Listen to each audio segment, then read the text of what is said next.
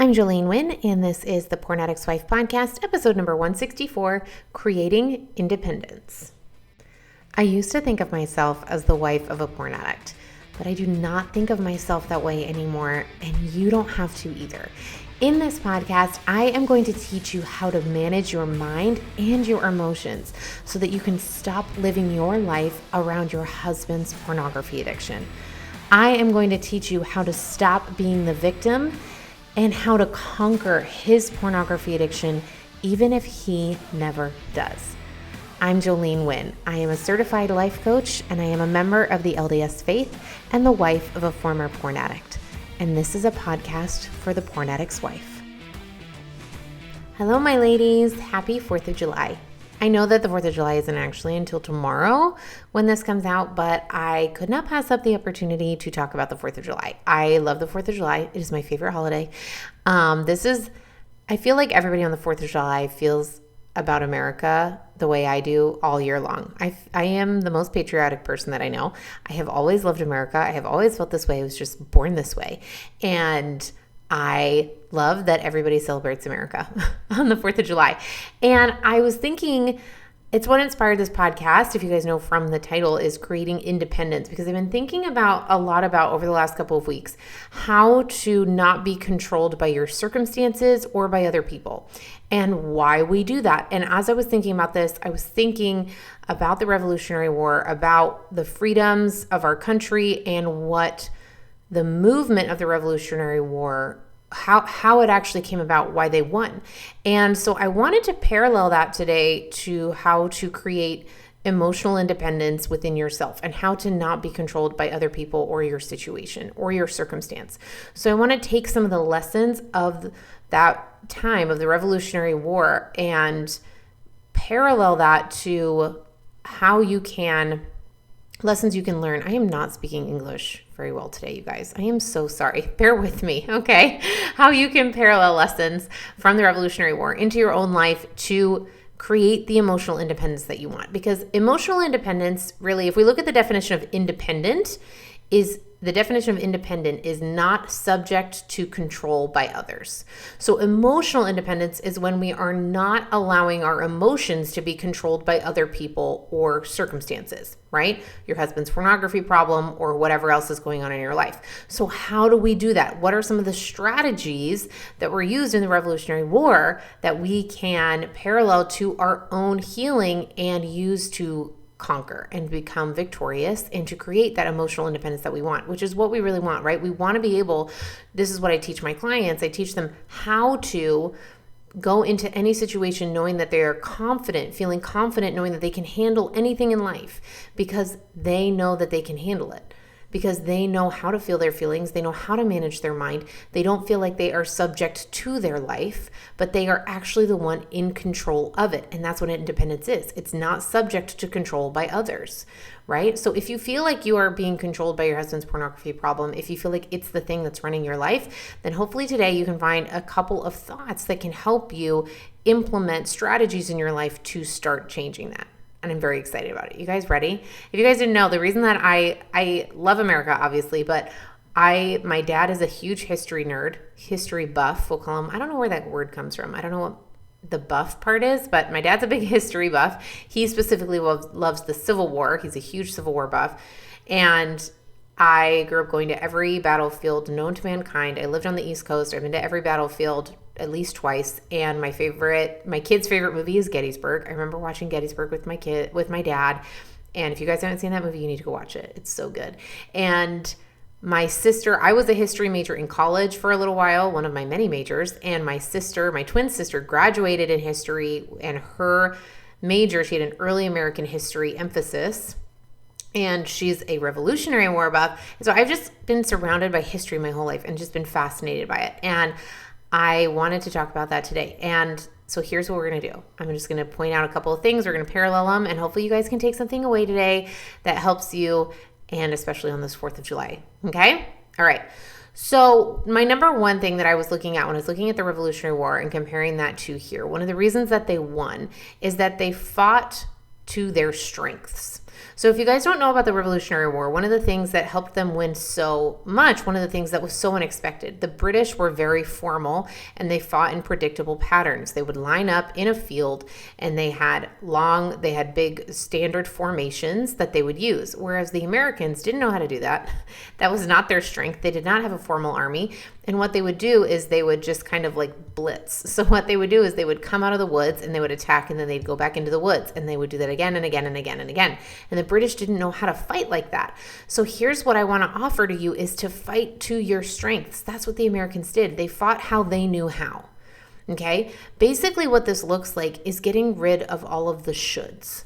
A lot of times we face opposition in our lives going in with an idea of how we should do it.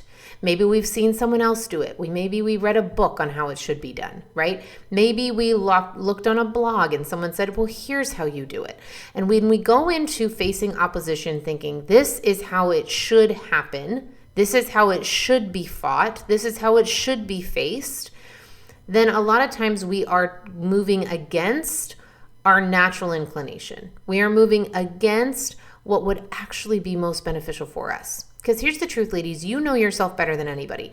And what worked for your friend or worked in that book or worked in that blog may not work for you.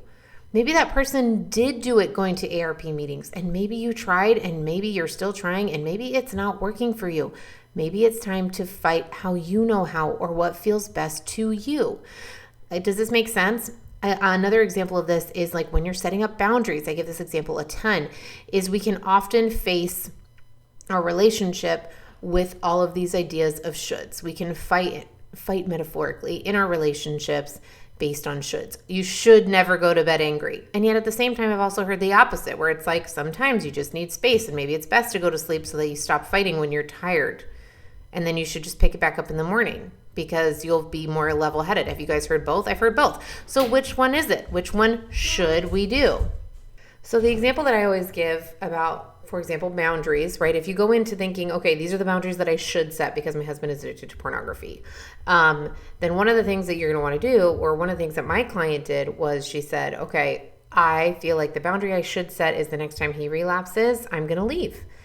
And I said, is that something that you want to do? And when we dove into a little bit more, the answer was no. One of the best things you can do is get rid of all the shoulds. Maybe somebody else set that boundary, but that doesn't mean that you should. Maybe that's not what's best for you. Maybe that's not the best move for you or the best strategy for you. So this takes a little bit of self-reflection to determine, okay, is this working for me? Yes or no? Is this how I want to do it?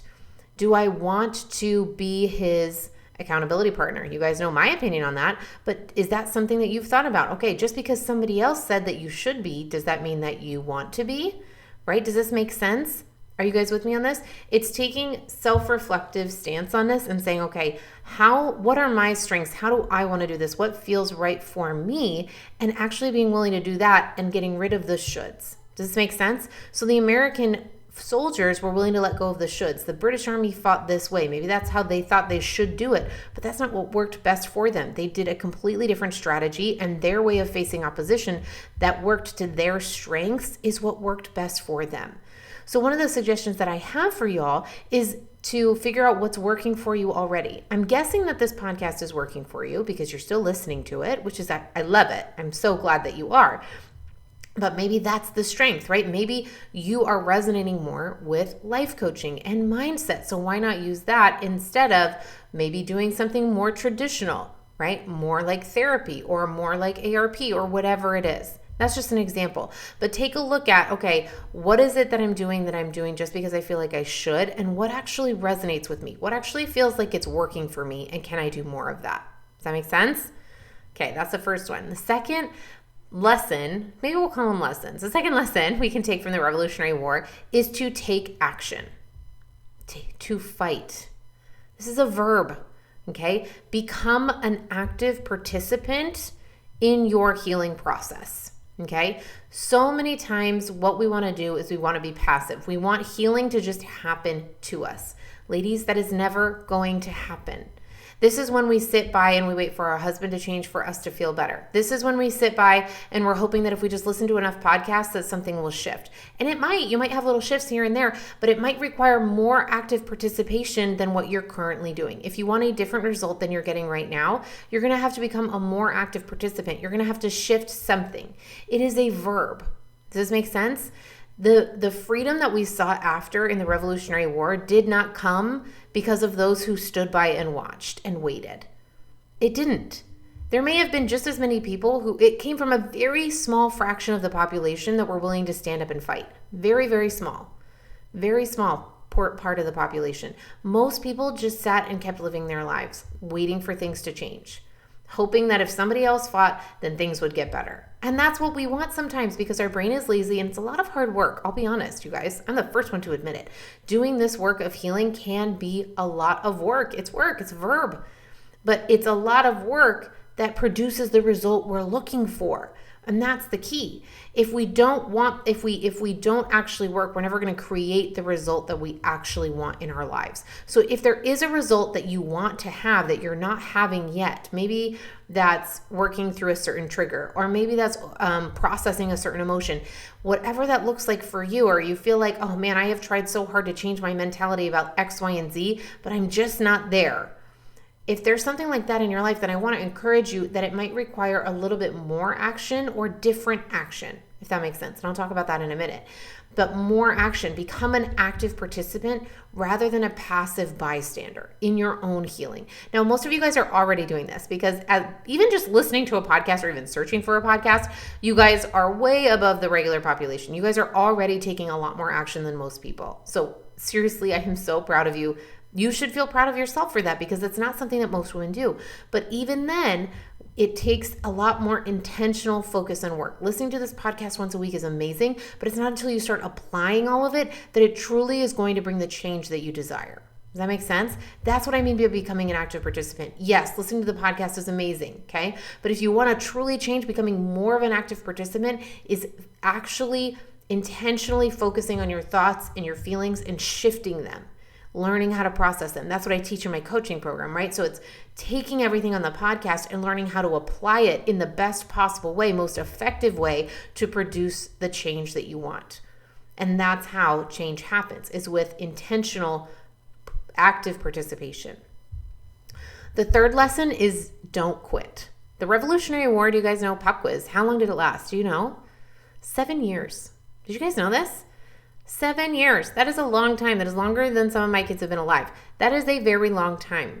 Okay? Don't quit. Can you imagine if we'd quit after year 1 or year 2 or year 3?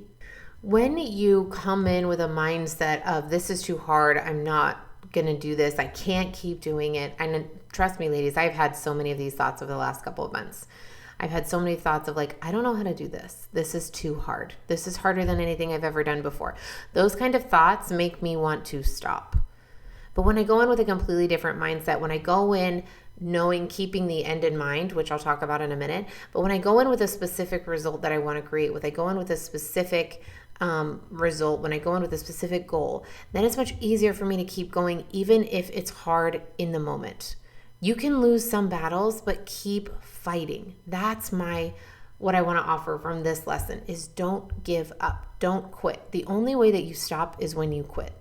Okay? The only way that you stop progressing, the only way that you're not going to get where you want to go is if you sit down and you stop fighting. And I mean internally. I don't mean fighting with your spouse, okay? I don't mean picking an argument and fighting with him more. That's not what I mean. I mean internally, fighting for the result that you want, trying to create that emotional freedom that you want, that emotional independence, right?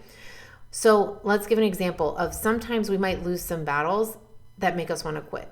And I just want to offer that you keep fighting, okay? You don't like your therapist? Get a new one. Your conversation with your husband went poorly? Try again. You thought you were making progress, but you feel like you moved backwards? Redirect, pivot, change strategies. This was something that happened so often in the Revolutionary War. The Americans changed strategies all the time. That's something that you can do. If something is no longer working for you, pivot. Let's change it. Let's redirect. Let's find something else that does. Just because that one conversation went awry doesn't mean that you can't ever talk to him again. That's the kind of mentality that often keeps us stuck, keeps us from creating that independence that we want, from creating The result that we want is we feel defeated. We allow the mindset of defeat to overtake us, and then we don't try again. Does this make sense? For example, let's say you have a conversation with your husband. You thought you were coming from a really clean place. He blows up. You react. You guys have an argument, and then your brain wants to be like, man, see, this is not going to work. I can't even talk to him about this. And then your brain isn't going to want to bring anything up again because it doesn't want to have another fight, and it doesn't want to feel the way that you felt when you had the fight. And who can blame you, right? But I want you to notice that that's all coming from a mindset of defeat. And what if it's possible the next time it'll be better? What if it's possible that you could try again and you could show up differently? Look at it, evaluate it. How can I show up differently? If you want help with this, I can help you, right? But notice that you don't have to take no for an answer. You don't have to take defeat for an answer. The only way that you are defeated is when you stop fighting. That's the only time you lose. So if you don't want to lose, all you have to do is keep fighting and you're automatically moving forward. I promise. And again, fighting does not mean picking an argument with your husband. It means fighting internally. It means changing and pivoting and moving forward and taking action and becoming an active participant. That's what I mean by fighting. The only way that you're never going to get where you want to go is if you stop. So don't quit. The next lesson from the Americans in the Revolutionary War is to use experts. Okay, and to curate an army. And here's what I mean. Not only did they have an army of experts that were their leaders, but they also curated a team around them. They found their war experts and they used them. Okay, which you guys are already doing magnificently because you're listening to this podcast. I'm the expert, right? You're like, all right, I got to find somebody who's done this before. Maybe they can help me. Yes, keep that mentality. Again, do more of that. Find an expert. Find people who have already done this, who can lead you through this, who can say, hey, I've done this before. I know how to win. Let's do it this way. And then if that's not working, then we totally pivot. Okay, I tried this expert in this way and that didn't work, so let me try something else. One of the biggest questions or one of the biggest pushbacks that women get on not joining my program is like, what if it doesn't work? What if I spend all of this money and it doesn't work? Well, first of all, that's ridiculous because most of you guys already feel like it's going to work for you because you're already listening to this podcast. So if you're getting enough out of the podcast, the program is going to be a million times better. So it's already working, okay? But second of all, let's just say that that's true. All right, let's just say that you sign up and this does not work for you. No problem. Then you are one step closer to finding what does. We went through several generals in the Revolutionary War, different men who took chances on leading the army, the American army. And it took several until we found the one that worked, until we found the one that had the strategy that worked for us. It is okay to keep using experts, to try and to use them. You should be using them. Use me. Use all the experts that you possibly can to help you create the result that you want and curate a team. The Americans didn't have like 4 men. They had an army. They curated an army to help create the result that they wanted. They had experts to lead the way, and then they surrounded themselves with like-minded people who were supportive of their cause. And that's what I want to offer to you. That's something that you can do. Surround yourself with like-minded people who are supportive of your cause. Get in a group. I have a group of the most amazing women. I'm going to brag on my group for a second because they are the best women that you could possibly surround yourself with, hands down. Okay? Listen to podcasts, read books, remove yourselves from conversations that pull you away from your vision. You are not alone, but if you do not surround yourself intentionally with people who are like-minded and who are supportive of your cause, then you're going to feel alone. If all of the founding fathers had never talked to anyone else about it, they would have had all of these wonderful ideas alone in their houses. They didn't do that. They created a team. They came together in a group. Okay, and they had conventions, the Constitutional Convention. They had a time and a place where they came together to discuss things and move things forward. They did that intentionally. The American country, the country of America, the United States didn't just come up overnight. It came through a group of men who were dedicated to a specific cause and a specific result, and they curated a team of like-minded individuals to help them make that happen. Not only in the army, but also the political leaders. And that's what I want to offer to you. It is so much easier and faster and more effective to create the result that you want when you surround yourself with people who are also working toward that same cause. Does this make sense? Are you guys with me on this? Is anybody else loving this as much as I am? I had so much fun preparing this, okay? Just take it as a history lesson, if nothing else, all right? But notice that the reason that sometimes it can feel so hard and we can feel so stuck where we are and feel like we are losing control of our lives is because we have no one else around us showing us how to do it, or anyone else around us who's doing it the same way we are. This is one of the reasons that group fitness is so powerful for people. They have someone who's leading the class, and then they have a whole group of 20 other women in that class with them who look like them, who feel like them, who can't kick just like they can, and they're like, oh my gosh, this is so nice to know that I'm not the only one who's trying to lose weight and hates putting on spandex. And everyone's like, of course not. We're all in there with you. And there's something so powerful. I'm telling you, this is a mental, this is scientifically proven. In your brain, there is something very powerful in your brain, very, very motivating for your brain to see that you're not alone. But if you sit in your house just listening to my podcast, you're going to feel alone. And I promise you that you're not. So curate that team. I've curated a team and a group just for you if you want it. It's here and available to you. But surrounding yourself with like-minded individuals who are pursuing that same goal and giving yourself an expert to lead the way is the way to get where you want to go way faster and more effectively than doing it by yourself. Another lesson is to have a clear vision or destination in mind. Okay? The founding fathers and those who began the Revolutionary War started with a certain goal in mind, okay? They wanted to be free from taxes. That was their goal, and that expanded to a different goal.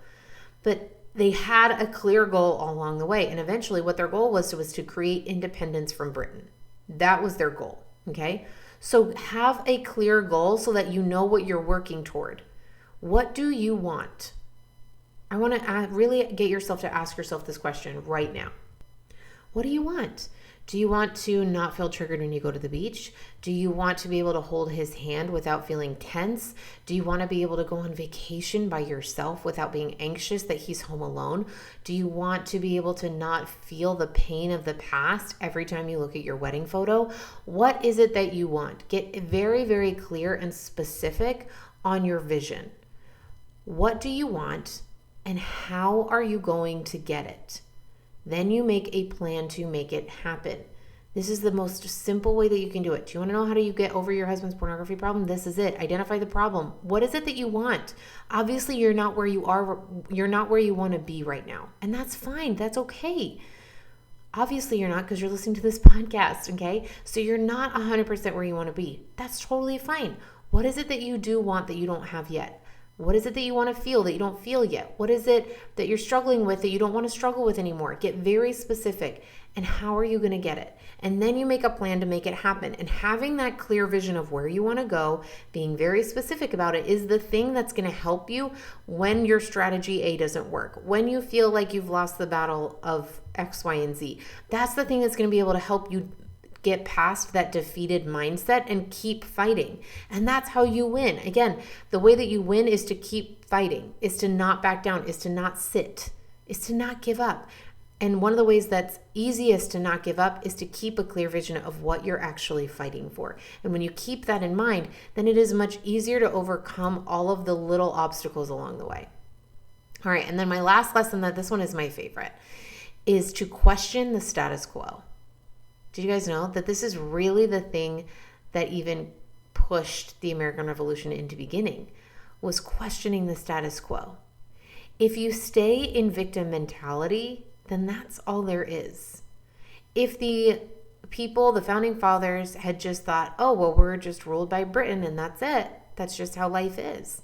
They're just in charge and we're just always going to have to be subject to their decisions. You guys see the parallel here? If that's what they had thought, if they hadn't questioned that, then that's where they would still be. Then the American Revolution would not have happened. If you just keep thinking, I'm just a victim of my situation, I can't control the king, I can't control the laws, I can't control the country, those are just the rules, I can't change it, I can't control my husband, I can't change what he does, I can't change his decisions. If you keep that mindset, then you will stay exactly where you are. It's not until you start questioning it. Questioning the status quo is so powerful. They questioned it.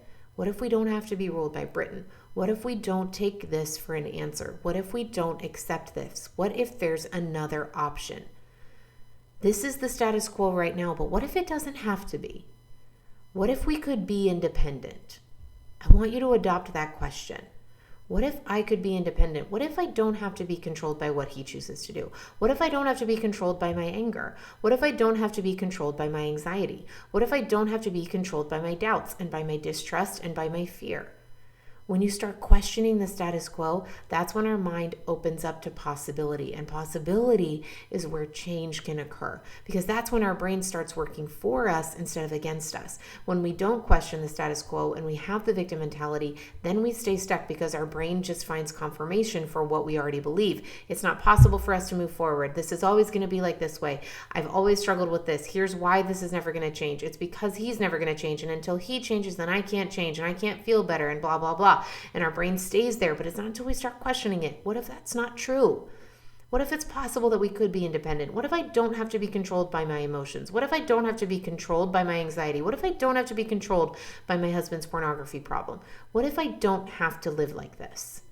When you start questioning it, that then opens to possibility. Well, if that were true, how could I make that possible? That's when you come up with a plan, and that's when you take action. You become that active participant and you fight and you don't quit and you keep going until you create the result that you want. So ladies, on this Independence Day, I want you guys to take these lessons from the Revolutionary War, from those early Americans, from the founding fathers, and use them to your own battle. Apply them to what you are fighting for. And I want to offer that if you take these lessons and you start learning from them and applying them, you will start to see a massive shift. That is how you create independence. That is how you stop being controlled or subject to other people or to the circumstance of your life. Take these lessons, learn from them, apply them, and I hope you guys have an amazing Independence Day. I love you all. God bless America. Hello, my lady. I wrote a book and I would love for you to read it. It's called The Not Enough Wife, and you can get it on Amazon today.